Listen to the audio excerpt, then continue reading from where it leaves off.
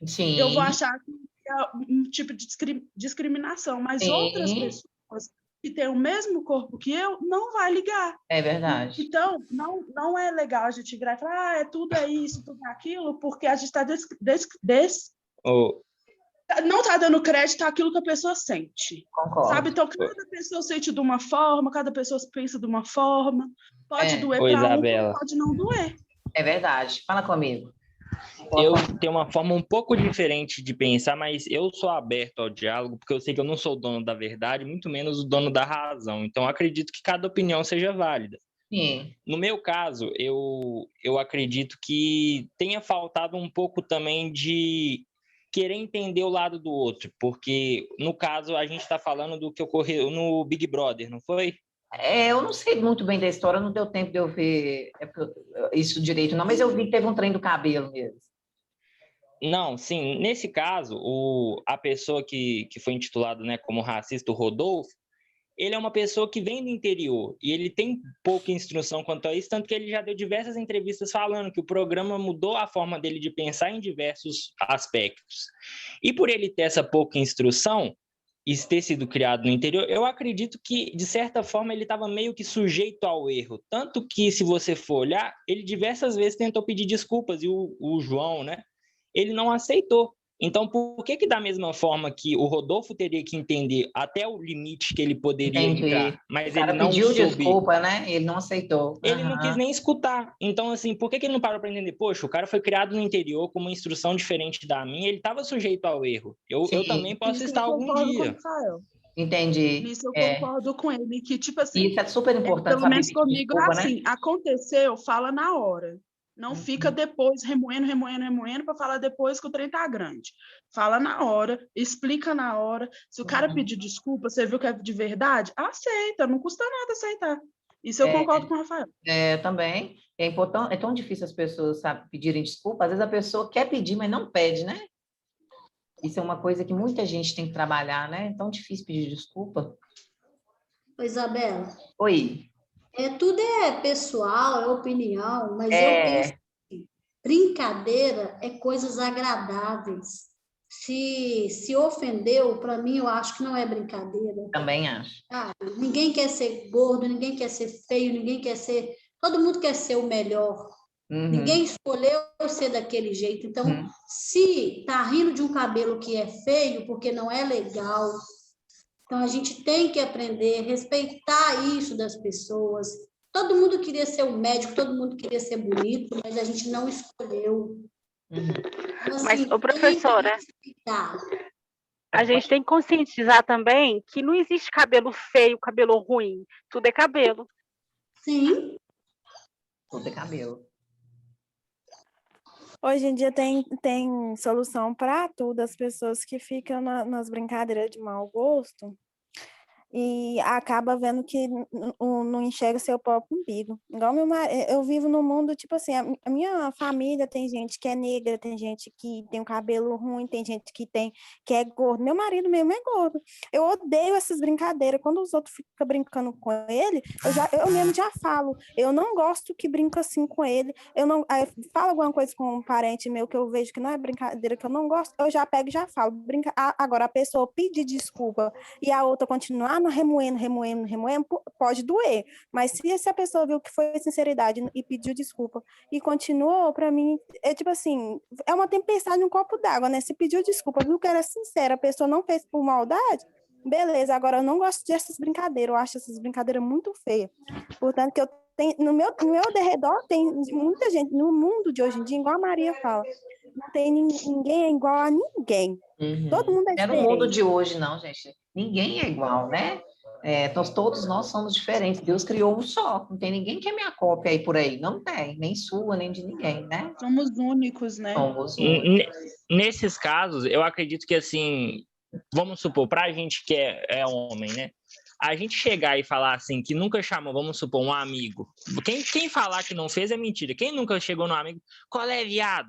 Sem ter intenção de taxar o outro de homossexual, simplesmente por usar essa expressão brincando. Sim. Sabe, eu já fui criança, já fui adolescente, eu já sei disso. Você chega, colé, é viado, com apelidinho e tal, não é nem intenção de zoar. É simplesmente uma forma de falar uma gíria. Acaba que se tornou uma gíria que não deveria devido à falta de instrução. Isso, Mas exatamente. por ter esse hábito mais largado, acaba que eu, por exemplo, eu me senti na pele do Rodolfo, porque com certeza, se eu tivesse no lugar dele, eu, por ter meu jeito mais brincalhão, teria feito até a mesma brincadeira por inocência, nem por preconceito, entende?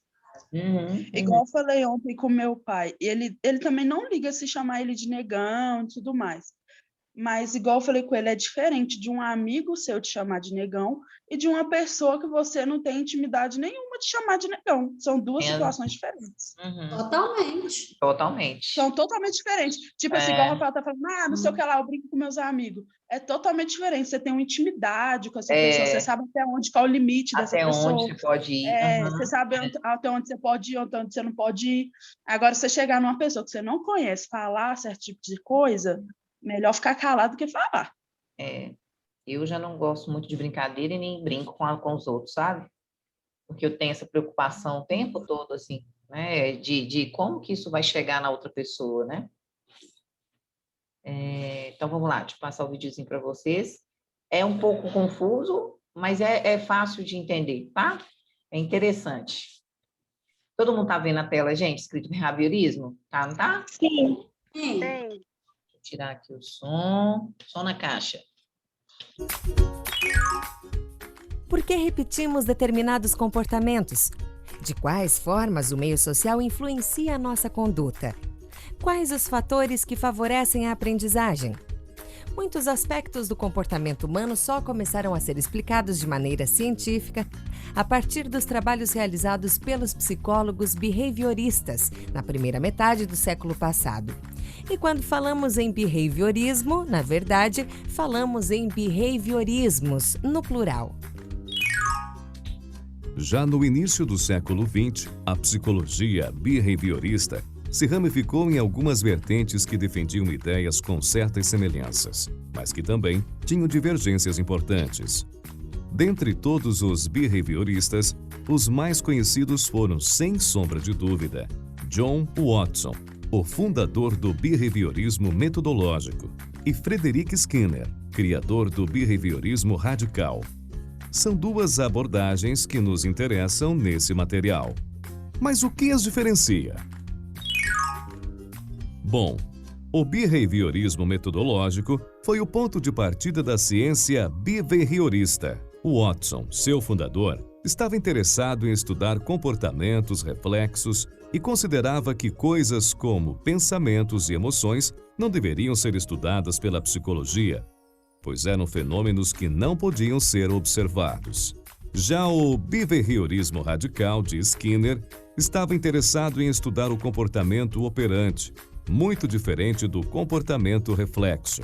Além disso, o behaviorismo radical não exclui o estudo das emoções, do pensamento e de outros fenômenos que não podemos enxergar. Percebe as diferenças entre as duas abordagens? Vamos explorá-las um pouco mais.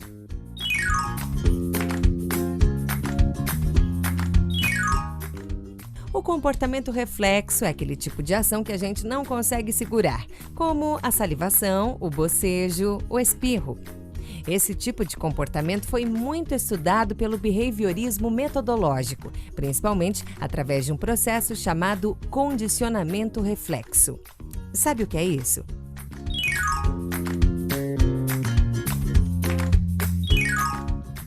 Resumidamente, o condicionamento reflexo acontece da seguinte maneira.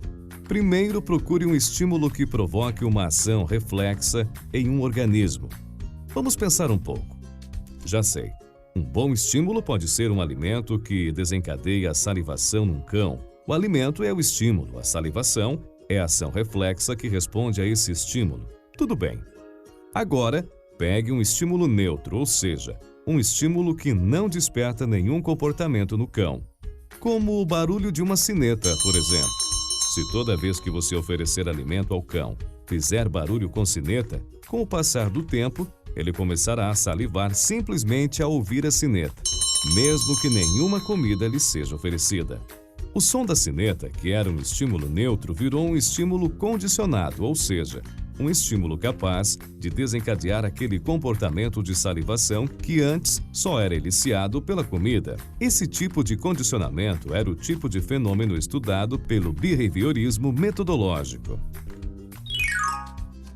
Já o condicionamento operante, que passou a ser estudado por Skinner no behaviorismo radical, é um fenômeno muito diferente desse.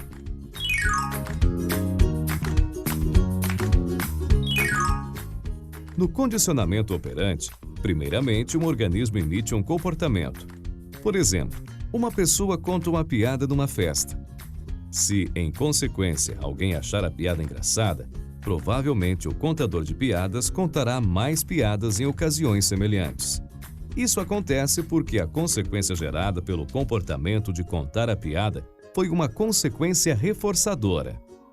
Sempre que você emite um comportamento que gera uma consequência reforçadora, as chances desse comportamento se repetir aumentam. Percebeu bem a diferença entre os dois tipos de condicionamento? Veja uma comparação. No condicionamento reflexo, temos um estímulo que inicia uma resposta. Então, pareamos um novo estímulo que se torna capaz de provocar aquela mesma resposta.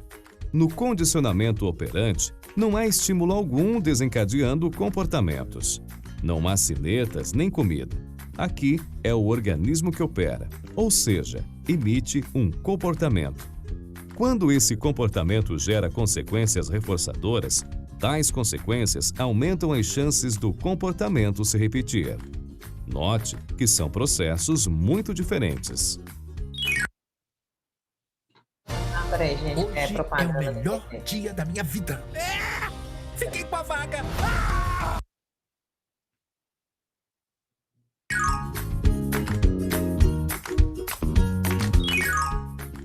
Vimos que o behaviorismo radical de Skinner não se recusa a estudar fenômenos como o pensamento e as emoções, ao contrário do behaviorismo metodológico de Watson. Mas é preciso ressaltar que Skinner considera pensamentos e emoções como comportamentos e os estudou dessa forma, e não como processos mentais.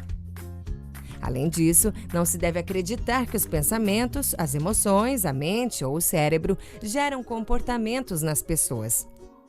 Para Skinner, pensamentos e emoções precisam ser explicados e não usados como explicações.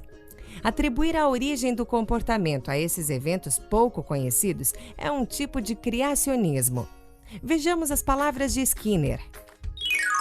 But does the brain really initiate behavior as the mind or self was said to do? The brain is part of an organism, and what it does is simply part of what the organism does. It is part of what is to be explained. Now that explanation, I think, can only be found by looking outside the organism, the individual, rather than within. So far as I'm concerned, cognitive science is the creationism of psychology. It is an effort to... Parar aqui, gente, porque já acabou. A parte mais interessante vocês já viram, né? Que é aquela parte dos estímulos. O que vocês acharam? Vocês já imaginaram isso? Alguém já parou para pensar nisso? Da forma que é o comportamento? Você viu que ele fala? Não, eu não. Ele fala que às vezes as emoções são comportamentais e não sentimentais. Vocês viram que eles falam também? E não vem das emoções, vem de uma parte comportamental da pessoa. Isso não significa que todo mundo é assim, né, gente? Mas ele fala tudo sobre isso, né? Sobre os estímulos que nós temos. Qual estímulo você está tendo aí, aonde que você mora, onde você trabalha, as pessoas que você convive, né? O meio com o qual você se relaciona. Qual o estímulo que você está tendo aí, né? São pessoas que estão te estimulando sempre esse crescimento. Nossa, Claudinha, que bacana que você fez, Claudiana. Que bacana que você fez o curso, né? Que você não está perdendo tempo, está aproveitando seu tempo, está estudando, né? vai dar outro up aí na vida, por aí, estou falando, nem sei de sua vida, não, viu, amiga? Estou só usando como exemplo. Ou é uma outra pessoa nossa, mas na pandemia você está estudando? Nossa, e como é que faz? Dá vontade de falar assim, uai, mas sempre existiu o curso em AD, né? Tem milhões de faculdades em AD. Será como é que o povo forma, né? Isso já é um costume do mundo que só empurrou a gente a ter que tomar as providências, né, gente? Eu, por exemplo, sempre tive que saber mais de informática. Eu fui obrigada agora a aprender. Então, é uma coisa que já era para nós termos adaptado há muito tempo, né? Que não vai voltar para trás, só vai andar para frente. Então, é só uma questão mesmo, né? É bom que hoje é sexta-feira para colocar vocês aí para pensarem um pouco, né? Esse meio, qual é o meio que você está que te traz esse estímulo? Qual estímulo você está tendo, né? Um estímulo de reproduzir, mais vontade ainda de crescer, mais vontade ainda de correr atrás, mais vontade ainda de ter as melhores notas, mais vontade de já formar logo, né? De fazer mais um curso, de fazer uma especialização, alguma coisa. Muito dessas reações que nós temos são reações relacionadas ao meio que a gente vive. Às vezes, um dia que você não está bem com seu namorado, o dia flui diferente. O dia que você está bem, um dia que você é mais produtivo no trabalho, um dia que você dá mais sorriso com as outras pessoas, é um dia que tudo flui muito bem. Tem uma coisa, às vezes, que acontece, gente, que te derruba o resto do dia emocionalmente. Você vai conseguir estar falando aqui, mas não com aquele clima, né? Aquele entusiasmo, aquela sede, aquela vontade, né? Então, às vezes a gente nem sabe que aquilo afeta a gente, né? É involuntário, mas afeta indiretamente. Mas tem pessoas também que sabem que ela está daquele jeito hoje porque aquilo afetou a emoção dela. Então, nem sempre as emoções podem, quando eu falo emoções, podem ser emoções relacionadas a positivo e emoções negativas. Então, nem sempre vai ser apenas comportamental, né? Que a pessoa se comportou daquele jeito por um estímulo do outro. Pode ser emoção no âmbito interno mesmo, né? Que vai te... O que é a depressão, gente? Alguém sabe aí? Acho que nós já conversamos sobre isso. Sobre depressão? O que é depressão? É um estado em que a pessoa se encontra, né? Que ela se encontra mal, para baixo, sem esperança. Uma doença mental. Que provoca sintomas, né? Tudo certo, que vocês duas falaram. Então, quando eu tenho aquela taquicardia, que você sente, que a gente já conversou, aquela falta de ar, aquela sensação de morte, né? É sensação de morte mesmo. Tem pessoas que têm um nível, assim, gravíssimo, que precisam de um tratamento. Ela não tem doença cardíaca nenhuma, ela não é hipertensa, né? Mas a mente dela transmite essas sensações emocionais que desencadeiam nela essa taquicardia, essa sudorese, né? Essa suadeira que dá, e por aí vai. Então, nem sempre vai ser apenas comportamental, né? Igual o estudioso, um dos estudiosos ali relata como o senso das emoções apenas comportamental. Mas quando eu, Isabela, começo a linkar com a questão da depressão, que tem vários desses sintomas gravíssimos, eu vejo que não é só comportamental. Ela vem ser fisiológica também, né? Porque senão eu não desencadearia esses sintomas. Eu trabalhei com acho que eu não sei se eu contei para vocês, eu trabalhei um déficit nos receptores de serotonina, e isso, Caio, perfeito. Que toda vez que ela tinha um BOzão, sabe, um problemão, ela era gerente, e ela era muito, muito, muito magrinha, ela ia para o banheiro na hora, ela tinha diarreia, toda vez que acontecia um BO, tipo assim, a gente queria chamar a polícia, ou então alguma coisa muito séria, ela tinha diarreia. Toda vez, não só na empresa, mas qualquer âmbito da vida dela emocional, sabe? Olha para você ver, aconteceu uma situação na frente dela e desencadeou. Gente, para eu ter uma diarreia, a mensagem tem que vir daqui, ó. Tá? Para mim ter uma taquicardia, a mensagem tem que vir daqui, se for emocional, né? Então, olha como que o emocional desce direto lá e faz com que isso aconteça com a pessoa. Então, oi, Sebert. Como que algumas coisas, às vezes, desencadeia, né? Essas alterações comportamentais no outro, né? E é muito sério isso que a pessoa sente, o reflexo de algo que eu falo, né? Com o outro. É por isso que a gente falou no início, né? Eu nunca sei o que passa na cabeça da pessoa, na mente, o que ela está passando nesse momento, né? O paciente, às vezes, veio fazer um exame com você lá de ressonância hoje. Só que tem tanta coisa grave acontecendo na vida dela por trás, né? Que emocionalmente lá na sua frente você está falando, é uma coisa. Você tem que tratar ela o máximo gentil, né? Na minha publicação eu coloquei, seja gentil com o seu paciente. Você nunca sabe o que ele está passando, né? Então, a gente viu ali em radiologia... Não, só achei que você tinha me chamado aqui. Em radiologia, em psicologia na radiologia, que a gente tinha visto, de como eu devo tratar o meu paciente, né? Porque eu nunca sei, independente dele chegar lá nervoso e tudo, a gente tem que ter esse controle emocional, né? Essa educação, esse jeito de saber tratar o paciente, que muitas vezes, professora, mas eu chego ali na UPA tal, e o povo trata a gente igual não sei o quê, né? Então, a Natália tá aí? A Natália vai lá, chama o Uber para o paciente, leva o paciente não sei aonde, faz isso com o paciente, e a função dela é ser, né, naquele setor lá administrativo.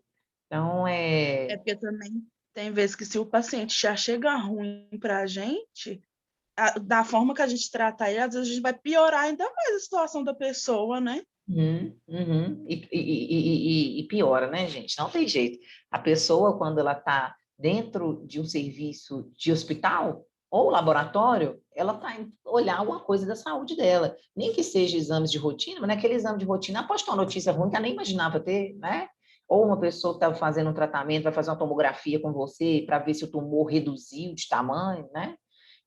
Uma série de outras coisas. Então, ela não está indo no shopping. É diferente. É totalmente diferente. Então, o segmento que vocês estão assumindo, né, aí dessa área da saúde, é diferente. Eu estou mexendo com a coisa mais importante da face da Terra, né, que é a saúde, a nossa vida, né, a nossa saúde. Então, saber tratar sempre o paciente aí é um diferencial. Não deveria ser diferencial, né, gente? Deveria ser todas as pessoas assim, mas hoje em dia torna-se um diferencial porque às vezes a gente não encontra tantos profissionais assim. Eu falo muito com o aluno meu de enfermagem, assim, por que a gente ensina você certo aqui na escola, chega lá, você vê o outro fazendo errado e faz igual? Você abandona aquele jeito todo dado, dedicado que você tinha, aquele zelo até o tocar em cada coisa e torna igual a pessoa que está lá há muito tempo. Por quê? É porque ser igual a outra pessoa não dá trabalho, né? Eu ter zelo com o outro, ter zelo com o paciente, dá mais trabalho, né? Porque eu vou ter que escutar ele, vou ter que falar, eu vou ter que, né, respirar fundo, eu vou ter que buscar alguma coisa para ele, né? Para poder tampar a integridade do meu paciente, para ele tirar a roupa na frente de todo mundo. E o de qualquer jeito não dá trabalho, né? Mas a questão da saúde, gente, ninguém vai colocar no lugar do outro na hora que estiver trocando de roupa, né? Na loja de roupa. Preciso colocar no lugar do outro para ver como é que ele está se sentindo confortável na roupa, mas no hospital é sempre bom a gente lembrar isso realmente, né? Colocar no lugar do outro. Então, todos esses estudiosos, né? Esses estudos é antigo, né, gente? Mas é de 1900 para cá, né? Então, todos esses estudos metodológicos, né? Do behaviorismo, né? Estudos do comportamento, são estudos que vêm desde 1913. Então, muitos profissionais de diversas áreas estudam isso aí, estudam no curso de Direito, né? Estudam no Nutrição, os médicos estudam, né? Eu estudei. Então, envolto do comportamento das pessoas, tem uma série de outras coisas. Tem essa questão de comportamento da criança, né? Se ela tiver um problema na hora de mamar, de sugar o leite, né? Que é a fase oral em desenvolvimento, ela pode ter um problema no futuro. Se ela tiver uma fase em desenvolvimento na hora de ir no banheiro defecar, tirar a fraldinha, não sei o quê, ela pode ter outro problema, que a gente fala de 5 fases do desenvolvimento. Aí já entra também aquela outra história que vocês aprenderam na escola, no ensino médio, que é o complexo de Édipo. Alguém lembra disso aí? Complexo de Édipo? Todo mundo estudou na escola. Matei aula, né, gente? Professora, complexo de Édipo é aquela aproximação do filho com a mãe durante um determinado período de idade. Só que algumas vezes ele pode acabar sendo mal resolvido e também tem o complexo de Electra, se eu não me engano. Arrasou. Que é o contrário, da filha com o pai. Exatamente. Sensacional. Então, é isso mesmo. Então, é super importante saber esses conceitos, né? Porque são conceitos comprovados cientificamente que acontecem, né? Então, toda escola que a gente passa, a gente estuda isso aí sempre, porque uma falha no desenvolvimento daquelas fases desde o nascimento, desde a gestação, ocorrem, né? Alguns reflexos futuros na vida daquela pessoa. Um monte. Então... Professor, eu não vi isso na escola, não. Desculpa, Não. mas eu estudei escola estadual, né? Então você já imagina. Eu vi na escola, muitas pessoas da enfermagem que eu pergunto, lembra e conta igual você, mas que viu na escola também. Mas na faculdade, eu vi isso, assim, incessantemente, de tomar até... Era cada filme ruim que a professora colocava para a gente ver, ruim assim, mostrando o filho tendo relação com a mãe, uma série de outras coisas, que eu fiquei com aquilo traumatizado, assim, na minha cabeça. Eu estudei tanto no ensino médio quanto depois na faculdade também, muito assim, essa parte de complexo de Édipo, sabe? Mas que bom que você sabe. Você estudou, foi depois? Professora, acaba que a gente escuta falar e eu sou uma pessoa muito curiosa, né? Então, quanto mais eu puder ler sobre uma determinada coisa que me gera curiosidade, e eu descobri esse transtorno de Édipo através do conto do Rei dos Pés Tortos. Aí A historinha é vi que ótima. O pai abandona o que a filho por origem... causa de uma profecia. Isso, da tragédia grega. Isso mesmo. Essa história é sensacional. Dá até pânico de ver, assim, né? Caio, eu estudei, sim, no ensino médio, sabe? Às vezes alguém de vocês pode não ter passado. Muitos alunos da enfermagem até contam a história, igual o Rafael contou, sabe? Mas às vezes são questões assim que alguém às vezes também não lembra, né? Que estudou, mas não lembra, né? Alguma coisa assim. Eu estudei 2 vezes, estudei lá e depois estudei na faculdade assim de novo. Mas estudei só na enfermagem. Quando eu estudei radiologia, ninguém passou isso também não. Então depende, né? Às vezes tem, às vezes não tem, né? Em algum curso, mas enfim. Parece que muita gente aí sabe do que se trata, né? Aqui na apostila não tem, aí eu não vou nem aprofundar. Mas todos esses estudos que tem, assim, de fases da etapa, né, de estudo comportamental, então, existe muitos estudos comportamentais, por isso que consegue, né, triar bastante coisa aí a respeito das pessoas. Eu vi uma reportagem recente sobre o comportamento dos brothers, né, dos candidatos lá, como que eles se tornam, como que eles se comportam mediante uma fala, né? Uma respiração do outro, comportamento do outro, como que o outro influencia no meu comportamento, né? Como que eu mudo? Às vezes eu nem sou assim, eu começo a mudar por causa daquele jogo ali, né? Da fala das pessoas, do comportamento das pessoas, eu começo a mudar, né? Então, essa influência do meio em que eu convivo, né? Igual eu falei, a gente acaba tendo alguns outros comportamentos assim, diferentes. O medo, né? Isso é verdade professor, mesmo, o medo do professor. cancelamento, né? O medo do quê? Do cancelamento aqui fora. Aí Isso. muda o comportamento. Uhum. Eu ia falar outra coisa. Esse negócio de comportamento pelo meio, isso é verdade mesmo. Exemplo, quando eu vou para a roça, eu começo a me comportar igual o povo de lá. Assim mesmo. Não eu é? também. A gente começa a querer se comportar, falar igual eles, aí quer andar igual, fazer tudo igual. Tipo isso. Uhum. Meio que para o outro também te ver como um deles, né? Se sentir à vontade com você, né? Eu também, quando vou para o interior, é a mesma coisa. Então, influencia em vários aspectos mesmo, né? Da vida da gente, assim. E a gente tem essas questões aqui tem primário, né? Esses reforços, secundário, primário, o reforço, a punição, né? O que você vai fazer com o filho? Fez isso, você vai lá educar, não pode, vou te deixar de castigo no cantinho do pensamento, ou então vou tirar isso de você, né? Então, são as formas de você... o Gustavo até falou uma palavra bonita aí na hora que eu estava começando a falar isso, você condicionar, né? Você treinar, você educar, né? Você colocar esses limites ali. Todo cachorrinho, quando nasce assim, a gente tem que adestrar, tem que ensinar, né? Que só pode fazer aqui, só pode não sei o quê, e ele fica com aquela rotina direitinho, né? Então, tem essas questões também da questão do comportamento, né? Que a gente vai se adaptar com as rotinas, né? Sabe que aquilo, todo dia aquela novela, eu levanto, faço isso, faço aquilo, pego meu ônibus, faço não sei o quê, volto, todo dia a mesma coisa, né? A rotina. Mas tem pessoas que não são condicionadas dessa forma, né? Não tem jeito. Essas questões aqui de punição tipo 1, punição tipo 2, né? Essas questões de estímulo, aplicação de estímulo aversivo, com finalidade de eliminar um comportamento indesejável, né? Multas, demissões ou qualquer outra penalidade são estímulos aversivos, né? O próprio nome, né? Tem uma aversão àquilo que você fez. Então, punição mesmo, vou te mandar embora porque você fez aquilo. Eu vou te eliminar, é igual Big Brother, né? O povo não elimina alguém que faz alguma coisa injusta dentro da casa, né? Diz o povo que é injusta, né? Eu não vou nem entrar em detalhes daquilo ali, não.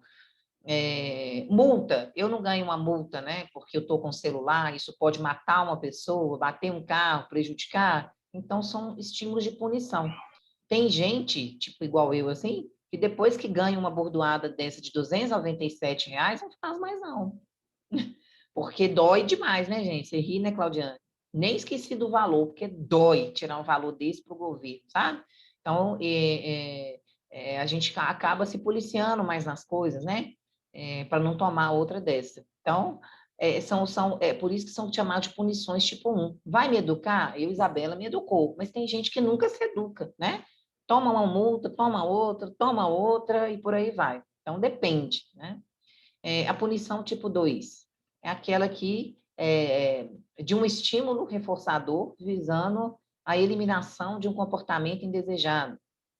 Por exemplo, a pessoa que chega atrasada será descontado no salário dela ou deixará de receber uma determinada bonificação.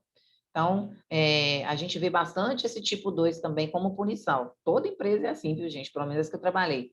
Se você bate o cartão atrasado, aqueles 5, 10 minutos, vem o seu contra-cheque. Descontos de atraso, R$ 10, R$ 20, é tudo atraso que você teve, né? Então, é uma punição. Ou, se você chegou atrasado, você não recebe aquela bonificação. É um estímulo, né? Por exemplo, eu sou vendedora. Se você vender até tantos mil, você vai ganhar o dobro da sua comissão. Ou seja, isso é comportamental e psicológico? Eu estou mexendo com sua mente, eu estou fazendo você correr atrás, você ganhar o dobro de dinheiro que você vai ganhar. Quem não quer? Nossa, eu quero.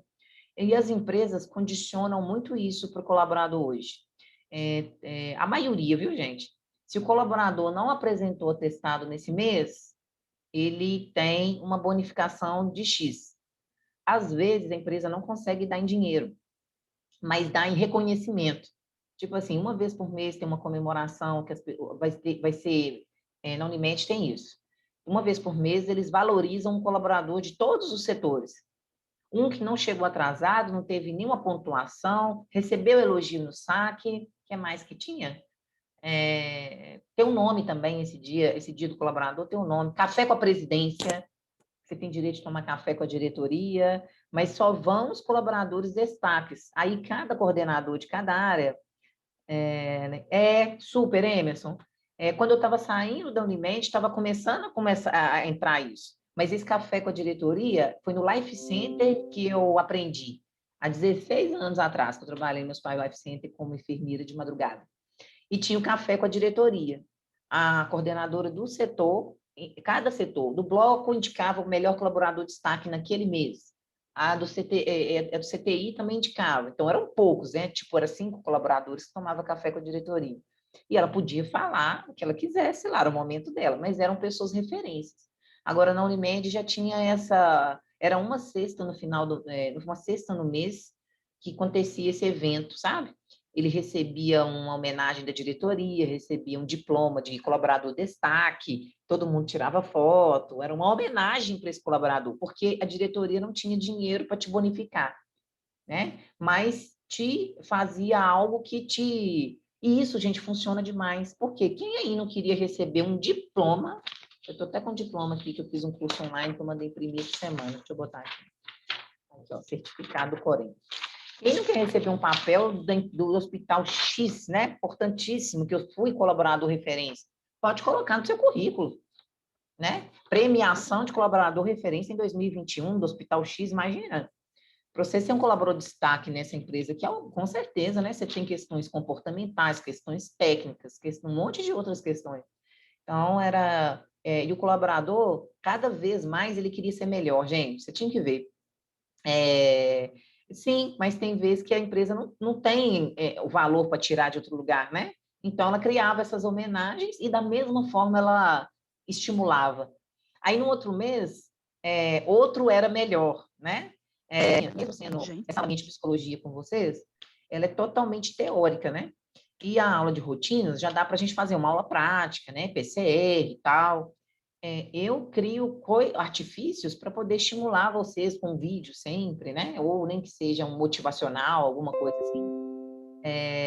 Então, é criar artifícios para a gente estar o tempo todo ali engajando, né? Então, isso funciona demais, muito bom. Os colaboradores lá sentiam e ficavam, assim, super satisfeitos e isso contaminava uns aos outros. Foi sensacional, sabe? Essa metodologia deles. Mas outras empresas têm também como o dinheiro, viu, gente? Eu que não estou lembrando. Mas tem outra que eu trabalhei que tinha alguma coisa relacionada à premiação financeira. Ah, tá.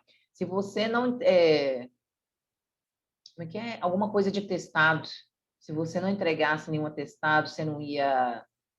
Você recebia alguma coisa. Então... Ai, meu Deus do céu. Saiu abrindo um monte de trem errado aqui. Então, Oi, pode falar.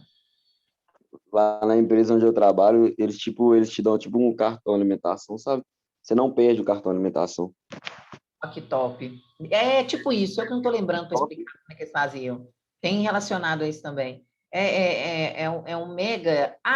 é negócio das férias. Quando você sai de férias, se você não tinha aqueles 6 meses de tantos atestados, um número de atestados, senão no seu dia de férias, no seu mês de férias, eles depositavam o cartão alimentação normalmente, para você gastar durante suas férias. Tinha isso também.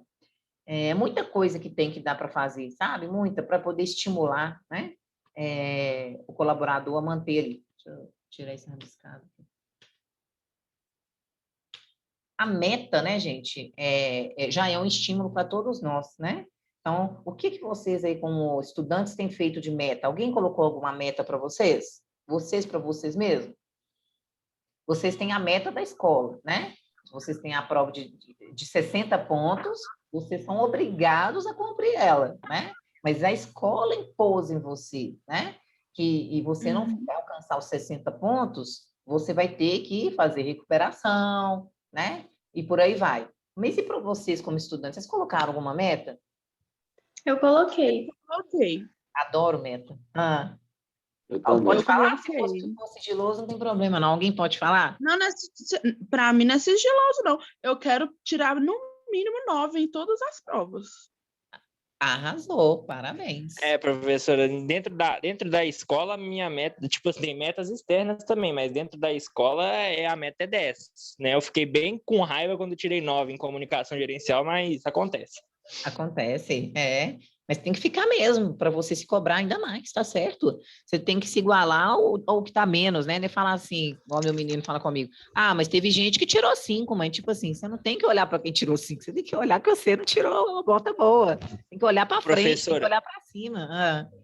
Você sabe que uma pessoa que eu me inspiro muito, mas não, muita gente